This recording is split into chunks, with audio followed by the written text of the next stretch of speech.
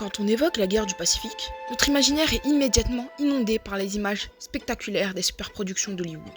On visualise des duels aériens épiques, l'attaque surprise et dramatique de Pearl Harbor, le coup de chance miraculeux de Midway, ou encore le sacrifice terrifiant des kamikazes. On nous a souvent vendu une histoire linéaire, presque binaire, résumée à un affrontement technologique et soudain entre deux superpuissances navales.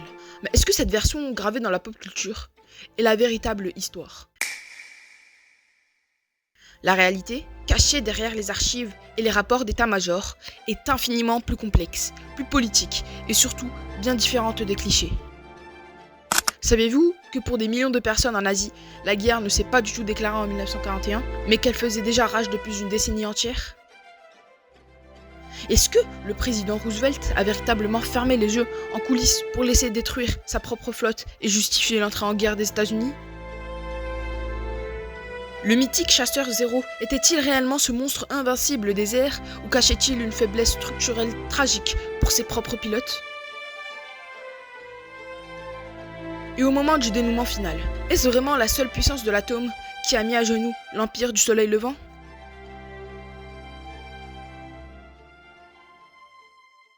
Aujourd'hui, on fait le grand nettoyage. On oublie le cinéma, on pose les bases proprement et on démonte point par point les 8 idées reçues les plus tenaces et les plus ancrées sur ce conflit majeur de la Seconde Guerre mondiale. Installez-vous confortablement. Préparez-vous à voir la guerre du Pacifique sous un angle totalement inédit. C'est l'un des raccourcis les plus fréquents de la culture populaire. Faire démarrer la guerre au moment où les bombes japonaises tombent sur Hawaï. Pourtant, si l'on regarde la réalité historique, ce fameux 7 décembre 1941 n'est pas le commencement, mais simplement un nouveau palier d'un affrontement de plus grande envergure, qui durait déjà depuis plusieurs années. En vérité, pour comprendre les racines de ce conflit, il faut remonter une décennie en arrière. Dès le 18 septembre 1931, soit 10 ans avant Pearl Harbor, des militaires japonais orchestrent un faux attentat à la bombe contre un chemin de fer près de Mukden.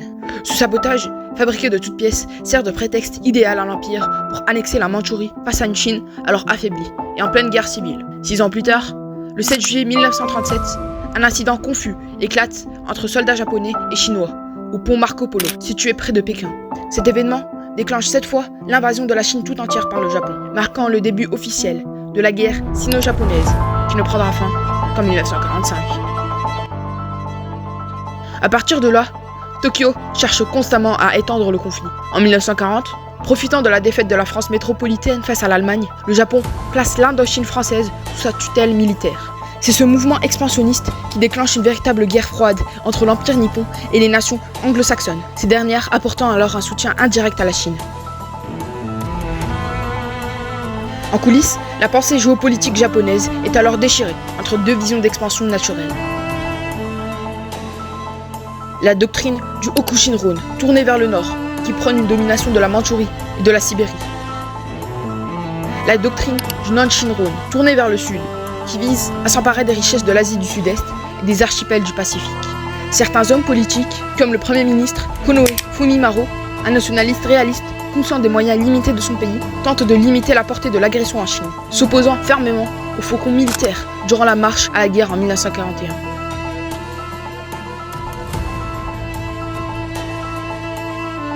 Konoe finit par perdre l'oreille de l'empereur et démissionne en octobre de la même année, avant de se suicider en 1945. Les visions occidentales ont tendance à se focaliser uniquement sur les batailles aéronavales emblématiques à travers les atolls du Pacifique. Mais les documents nous rappellent que c'est bien sur le continent asiatique que se trouvaient les gros bataillons. À l'apogée de son empire, une population de 74 millions de Japonais règne sur un immense ensemble de 371 millions d'âmes. La répartition des peuples dominés donne le tournis. 184 millions en Chine et en Mandchourie, 31 millions en Corée et à Taïwan, 22 millions en Indochine, 16 millions en Birmanie et 15 millions en Thaïlande.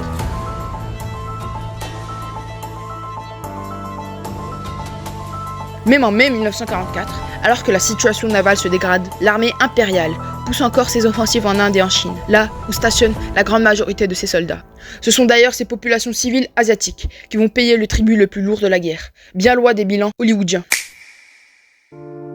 On estime la disparition de 10 à 15 millions de Chinois, tandis que les famines combinées provoquées par le conflit au Bengale et en Indochine font au moins 2,5 millions de morts supplémentaires. C'est finalement l'invasion surprise de cette même Mandchourie par l'armée rouge soviétique, conjointement avec l'usage des bombes atomiques en août 1945, qui mettra le point final à ce conflit continental géant.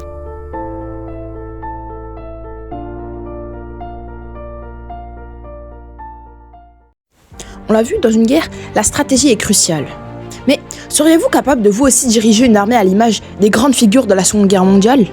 Aujourd'hui, on plonge en pleine Seconde Guerre mondiale avec le serveur Discord Odyssea. Si vous kiffez l'histoire et la stratégie, c'est l'endroit où vous devez être. Le concept est simple. Vous rejoignez le serveur, vous prenez les commandes d'un pays de l'époque sur le jeu Call of War, et c'est parti pour réécrire l'histoire. Ce qui est bien avec Odyssea, c'est que vous n'êtes pas juste là en train de cliquer sur des troupes dans votre coin. Tout se joue sur la diplomatie, les alliances secrètes et la tactique, mais aussi la trahison. Est-ce que vous allez respecter vos traités ou trahir vos alliés au pire moment ? C'est vous qui décidez de l'avenir du monde. Et pas de panique, si vous débutez, la commune est super bienveillante et hyper accueillante. Que vous soyez un grand général ou un parfait débutant, il y a toujours du monde pour vous guider, vous conseiller et lancer des parties de folie dans une ambiance ultra chill. Bref, rejoignez l'aventure, montrez-moi ce que vous valez en stratégie. Le lien d'invitation direct pour le Discord Odyssea est juste là, en haut de la description et épinglé en commentaire. Merci encore à Odyssea, qui, je précise, est un serveur totalement gratuit. Venons-en maintenant à la théorie complotiste la plus célèbre, la plus vieille et la plus tenace de toute la Seconde Guerre mondiale. L'idée que le président Franklin Roosevelt était parfaitement au courant de l'attaque sur Pearl Harbor et qu'il aurait délibérément sacrifié ses propres soldats pour forcer l'entrée en guerre des États-Unis. Qu'en dit l'histoire ? Les documents démontrent que cette affirmation est à moitié vraie, mais fondamentalement fausse dans ses conclusions. Ce qui est vrai, c'est que les Américains savaient qu'une attaque arrivait.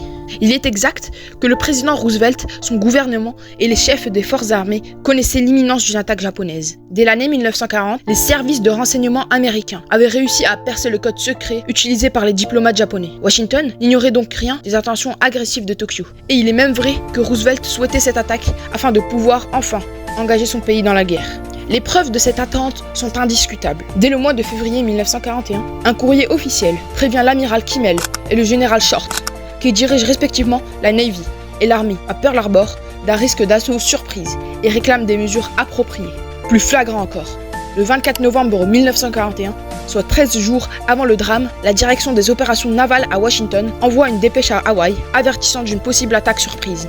Elle est suivie le 27 novembre d'une alerte encore plus complète, rédigée comme un véritable préavis de guerre, annonçant textuellement qu'un mouvement agressif des Japonais est à prévoir dans les quelques prochains jours. Si tout le monde était au courant, pourquoi la surprise a-t-elle été totale le 7 décembre ? Tout simplement parce que personne, du président au service de l'armée et de la Navy, ne connaissait le lieu exact de l'attaque. Les analystes américains se basaient sur des observations directes. Ils voyaient des concentrations massives de troupes et de navires japonais en Indochine. Pour les rédacteurs des alertes à Washington, ce mouvement augurait de toute évidence une expédition amphibie, dirigée vers 3 cibles logiques, les Philippines, la Thaïlande ou encore Bornéo. Ils étaient persuadés de bonne foi que Pearl Harbor n'était pas directement menacé par cette poussée. L'amiral Turner, responsable de la rédaction des dépêches à Washington, y réclamait tout de même un déploiement défensif. Mais qu'entendit-il par là ? Sur place à Hawaï, ni Kimmel ni Short ne jugent utile de lui demander des précisions. Des dispositions sont pourtant prises, mais elles vont ironiquement sauver les Américains. Les précieux porte-avions USS Enterprise et Lexington sont envoyés d'urgence en mer pour livrer des avions de chasse sur les îles avancées de Wake et de Midway. C'est ce mouvement défensif qui les éloigne par chance de Pearl Harbor juste avant le raid. La catastrophe de Pearl Harbor ne vient donc pas d'un complot machiavélique, mais de l'incompétence et d'un excès de confiance tragique. Les officiers militaires et les politiciens de la Maison-Blanche sous-estimaient gravement les capacités militaires de leurs adversaires. Personne ne pouvait croire que les Japonais auraient le culot, le génie logistique et l'audace de monter un raid aussi lointain, complexe et risqué. Cette impréparation flagrante a été nourrie par une perception profondément raciste de l'époque, qui préférait dépeindre le soldat japonais comme un être uniquement fourbe et cruel, plutôt que comme un ennemi hautement stratégique. C'est cette faille psychologique et non un abandon délibéré qui a ouvert la porte aux bombardiers nippons.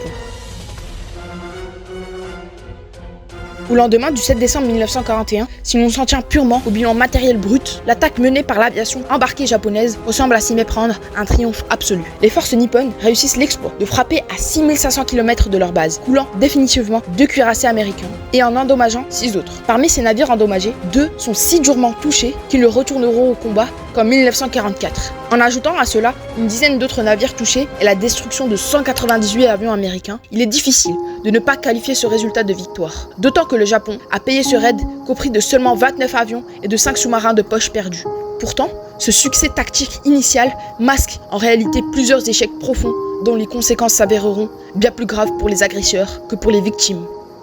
L'amiral Nimitz, qui prend le commandement à Pearl Harbor le 25 décembre 1941, avouera d'ailleurs qu'il s'attendait à bien pire. Sur le plan purement militaire, les cuirassés neutralisés par les bombes japonaises étaient en vérité des unités obsolètes, dont l'amiral Yamamoto, l'instigateur du raid, exagérait grandement la valeur militaire. A l'inverse, le capitaine de corvette et le pilote Genda Minoru, auteur du plan d'attaque, avaient parfaitement saisi que les porte-avions devaient être la cible prioritaire. Manque de chance absolu pour Tokyo. Ces derniers avaient quitté le port, escortés par les croiseurs lourds. Ce sont précisément ces navires américains, épargnés, qui, remplaçant les cuirassés manquants de la marine américaine, vont infliger à Yamamoto ses revers les plus fatals, dès l'année 1942. De plus, la forme même de l'assaut s'avère terriblement destructrice pour les intérêts japonais. Si le but recherché par le Japon était de démoraliser l'Amérique pour la mener à négocier, c'est un raté complet. Cette attaque surprise, amplifiée par la perception raciste de l'époque qui dépeignait le japonais comme un être fourbe et cruel, a soudé instantanément le peuple américain derrière le président Roosevelt dans une lutte à mort que Tokyo n'avait guère de chance de remporter. En fait, sans la certitude absolue de détruire les porte-avions, ce raid offrait finalement plus d'inconvénients que d'avantages. Les Japonais pouvaient-ils pour autant renoncer à l'opération en constatant l'absence signalée des toits plats? C'était impossible, car la flotte nippone était déjà trop avancée et risquait d'être détectée. L'opération de Yamamoto et de Genda s'apparente donc à un coup de dé complètement manqué, magnifié par des vainqueurs avides de gloire et de vaincus assoiffés de vengeance.